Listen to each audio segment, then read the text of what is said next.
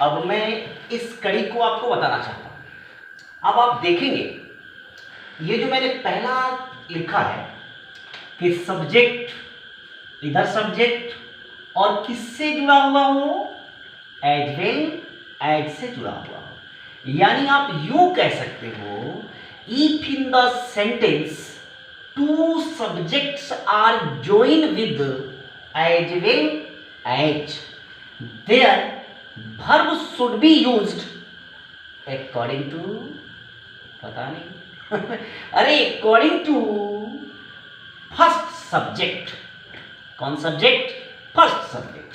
तो अब आप देखना हिंदी क्या कहते हैं कि अगर दो सब्जेक्ट किसी एज वेल एज से जुड़ जाए तो वर्ब जो बनते हैं वो पहले सब्जेक्ट के अनुसार ही आएंगे। अब जरा देखना आप कि the teacher as well as his students is reading की आर रीडिंग, तो हम देखेंगे पहला सब्जेक्ट द टीचर है, दूसरा सब्जेक्ट हिज स्टूडेंट्स है। तो आपको एज वेल एज के साथ जब ज्वाइन किए हैं तो आप वर्ब किसके अकॉर्डिंग लेंगे? इस सब्जेक्ट के अकॉर्डिंग लेंगे, आगे इस सब्जेक्ट के अकॉर्डिंग लेंगे। तो हमें फर्स्ट सब्जेक्ट के अकॉर्डिंग चलना है, तो द टीचर के लिए आप क्या लगाओगे? आप इज लगाओगे। फिर उसी तरह the thief as well as his sons, तो बोलो फर्स्ट सब्जेक्ट क्या है? The thief. वाज और वर में से किसी एक को चूज करने हैं, तो अब आप किसको चूज करोगे? द थीफ के लिए तो वाज ही लिखोगे ना, वर तो आप लिखोगे नहीं। चलो इसका कॉन्सेप्ट क्लियर है। अब आप दूसरे कॉन्सेप्ट पर ध्यान दो। ये कहता है कि अगर दो सब्जेक्ट, यहां एक सब्जेक्ट, दूसरा यहां एक सब्जेक्ट, अगर ये दोनों किससे जुड़ जाए? Not only but, not only but से जुड़े, तो देखना coming verb according to second subject, if in the sentence two subjects are joined with not only but, their verb should be used according to second subject। अगर कोई sentence में दो subject किसी not only but से जुड़ता हो तो आने वाला वर्ब पहले सब्जेक्ट के अनुसार नहीं, दूसरे सब्जेक्ट के अनुसार ही आते हैं। मतलब दूसरा सब्जेक्ट ऑल कंट्रीज है, तो बोलो इज या आर, बोलो क्या लिखोगे? आर ही लिखेंगे, कंट्रीज के लिए हमारा चलेगा। दूसरा हिज फ्रेंड्स है, ऑल हिज फ्रेंड्स, और इधर रंजीत है, तो बोलो आप किसको लिखना पसंद करोगे?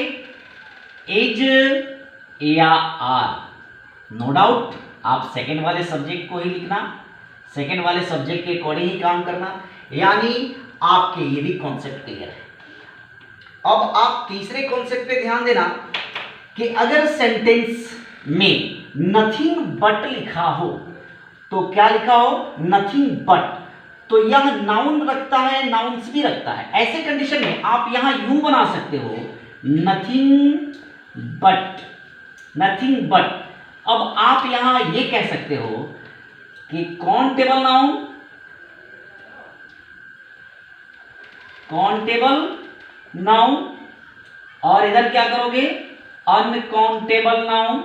अब आप बताओ ये अनकाउंटेबल नाउन भी आएंगे और काउंटेबल नाउन भी आएंगे, तो काउंटेबल नाउन जब आएंगे तो इनके साथ वर्ब जो होते हैं वो क्या लगाना? प्लूरल लगाना, क्योंकि जब भी आएंगे तो वो अपने में क्या लेके आएंगे? प्लूरल सेंस में ही आएंगे। और जब अनकाउंटेबल आएंगे तो इनके साथ वर्ब क्या लगेगा? वर्ब क्या लगेगा जी? सिंगुलर। यहां वर्ब क्या होगा? प्लूरल।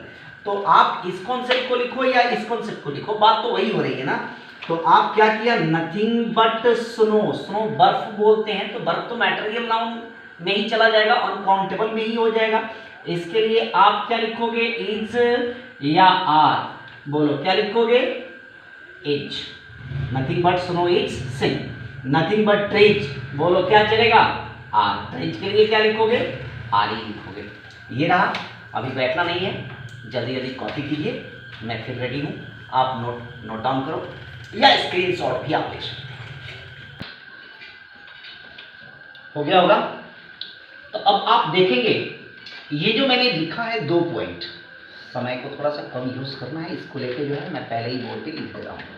अब आप देखेंगे कि आपके 2 कॉन्सेप्ट मैंने यहाँ लिखा है, और, नॉर, आइदर और, नाइदर नॉर। ध्यान देना यार, और, नॉर, आइदर और, नाइदर नॉर। कुछ लोग इधर और भी बोलते हैं, नीदर नॉर भी बोलते हैं, प्रोनाउंसिएशन पर अपना अपना कमांड है। इनसे 2 या 2 से अधिक सिंगुलर नाउन्स या थर्ड पर्सन के सिंगुलर प्रोनाउंस को अलग किया जाए तो वर्ब सिंगुलर ही होते हैं। अब जरा ध्यान देना, अगर कोई 2 सिंगुलर नाउन हो और जुड़ा किससे हुआ हो, नाइदर नॉर से जुड़ा हुआ हो। अगर 2 सिंगुलर नाउन हो, जुड़ा किससे हुआ हो, आइदर और से जुड़ा हुआ।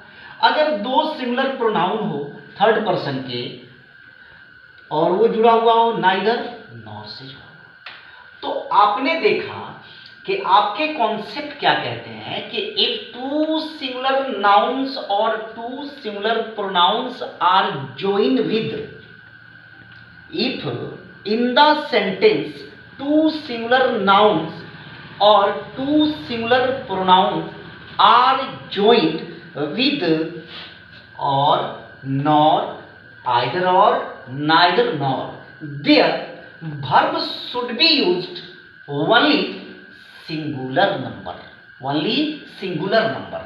आपने देखा कि जब 2 नाउन किसी आइदर और, नाइदर नॉर और से जुड़ जाए तो वर्ब, आने वाला वर्ब हमेशा क्या होते हैं, सिंगुलर ही होते हैं। मुझे लगता है कि आपको समझ में आ गया होगा। Am I right? राइट।